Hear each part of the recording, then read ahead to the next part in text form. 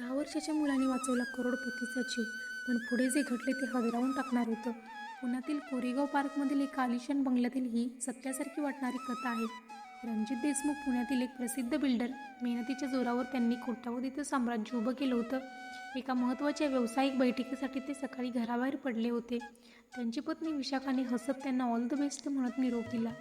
रणजित गाडीत बसणार इतक्यात बंगल्यात काम करणाऱ्या मोलकरणीचा 10 वर्षाचा मुलगा मला धावत आला. त्याने रणजित यांचा हात घट्ट पकडला आणि घाबरलेल्या आवाजात म्हणाला, साहेब, त्या गाडीत बसू नका, तो आपला ड्रायव्हर नाही.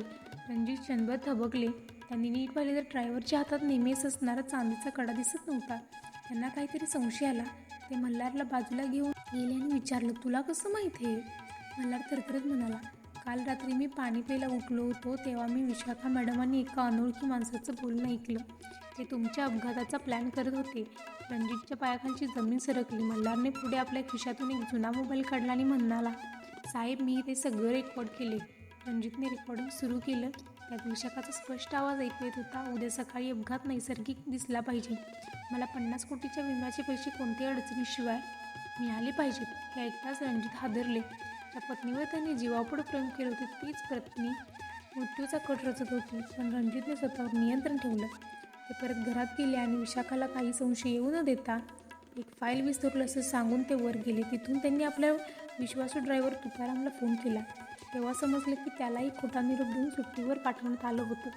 रणजित लगेच मागच्या दरवाजाने बाहेर पडले आणि तुकारामसोबत थेट त्यांच्या वकिलांकडे पोहोचले. वकिलांनी रेकॉर्ड ऐकलं आणि सांगितलं, हे मोठे षडयंत्र आहे, पण फक्त या रेकॉर्डिंगवर केस जिंकता येणार नाही. अजून पुरावे गोळा करावे लागतील. तपास सुरू झाला. काही दिवसात धक्कादायक सत्य समोर आलं. विशाखाने बनावट कागदपत्रांच्या मदतीने रणजित यांच्या 50 कोटीच्या विम्याचे लाभार्थी स्वतःला बनवलं होतं. तिच्यासोबत विक्रम नावाचा व्यक्ती या कटात सहभागी होता. रणजितने पोलिसांच्या मदतीने एक मोठा सापळा रचला. विशाखाला वाटत होते की तिचा प्लॅन यशस्वी होणार, पण ती आणि विक्रम पैसे वाटून घेण्याबाबत बोलत असतानाच पोलिसांनी दोघांनाही रंगेहात अटक केली. कोर्टात ऑडिओ रेकॉर्डिंग, बनावट कागदपत्र आणि इतर पुराव्यांमुळे दोघांचाही कठोर शिक्षा झाली. रणजितने मात्र त्या दिवशी एक मोठा निर्णय घेतला. ज्या मल्हारने स्वतःचा जीव धोक्यात घालून त्यांचा जीव वाचवला होता, त्या शिक्षणाची आणि संपूर्ण भविष्याची जबाबदारी स्वतः घेतली. कधीकधी देव आपल्या मदतीसाठी एखाद्या मोठ्या माणसाला नाही तर अशा निरागस मुलाला पाठवतो.